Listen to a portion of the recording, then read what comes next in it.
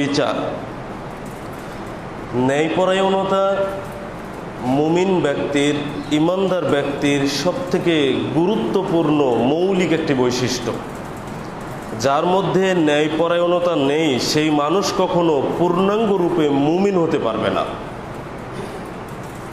ন্যায়পরায়ণ ব্যক্তি সব সময় চেষ্টা করে কিভাবে ন্যায়টাকে প্রতিষ্ঠিত করা যায়।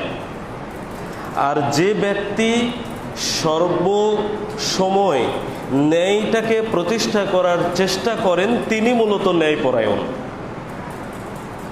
ন্যায়পরায়ণ ব্যক্তি হলেন একটা প্রদীপের মালিকের মতো, একটা লাইটের মালিকের মতো। কেমন? ন্যায়পরায়ণ ব্যক্তি প্রদীপের মালিক যেমন প্রদীপ জ্বালালে নিজে আলো পায়, এই লাইটের মালিক যিনি